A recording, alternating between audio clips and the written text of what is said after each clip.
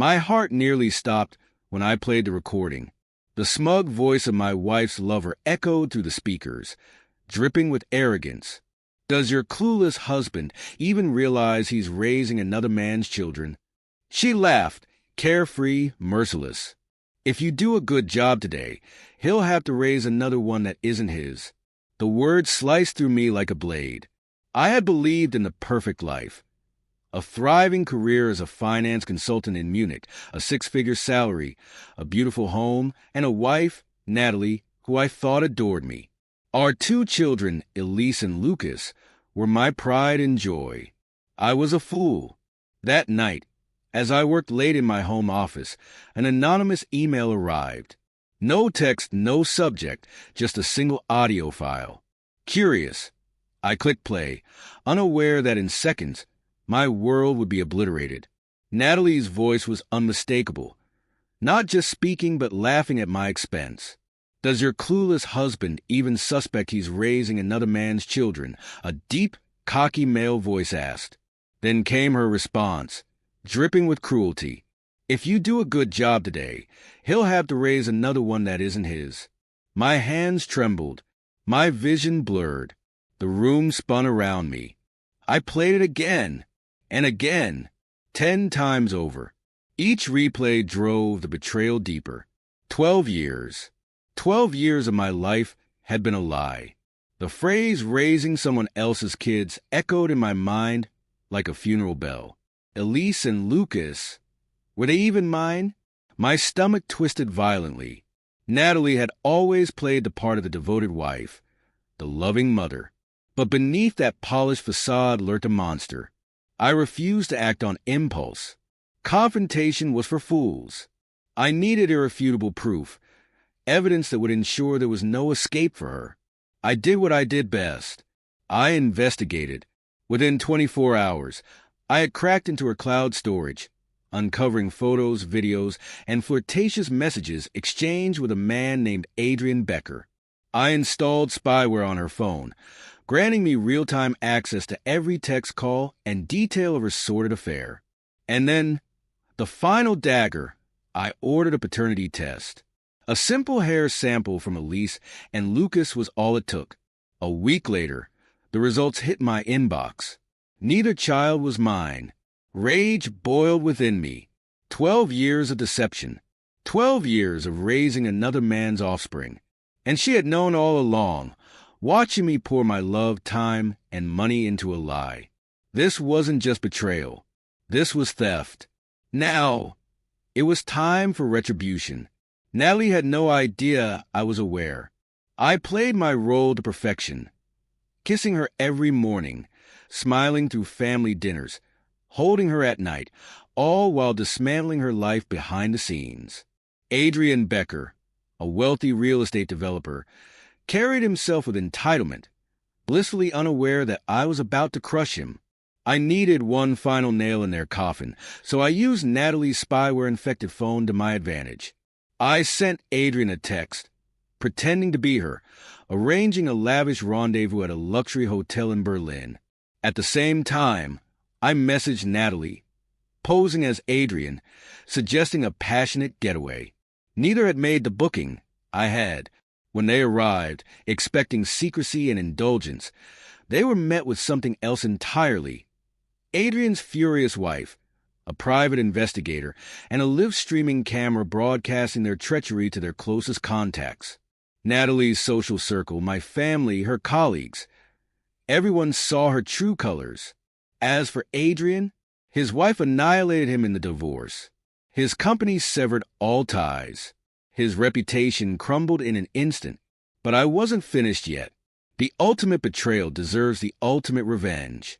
Exposing their affair was only the beginning. Cheating was one thing, but making me unknowingly raise another man's children for over a decade demanded total devastation. Natalie, desperate and humiliated, tried to salvage what was left. It was a mistake, Sebastian. I still love you. We can fix this. I didn't respond. She was panicked, scrambling to regain control while I was executing my final move.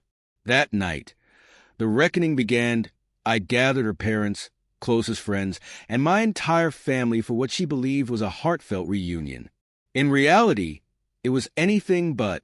Once everyone was seated, I stood, raised my glass, and pressed play.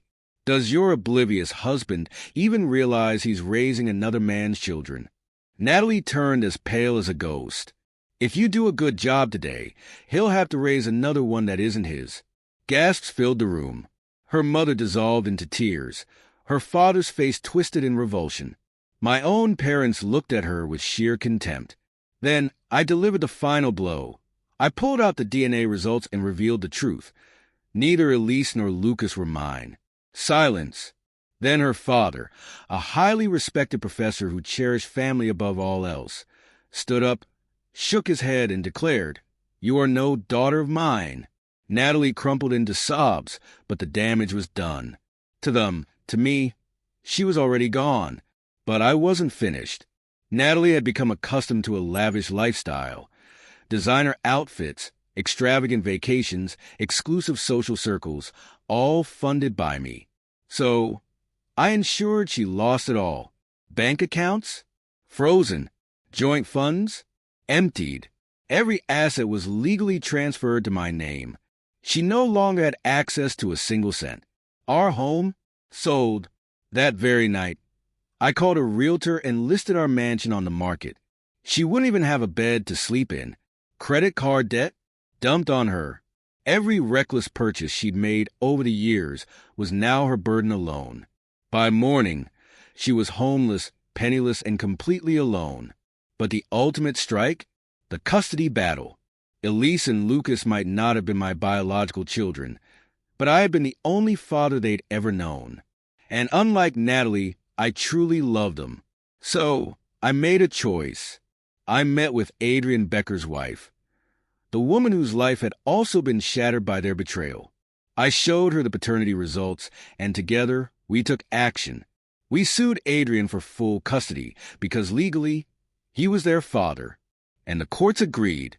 Natalie lost everything, her wealth, her home, and now, even her children. The moment she decided to cheat, she forfeited the right to be their mother. I saw her one last time outside the courtroom. She looked hollow, a mere shadow of the woman who once stood beside me.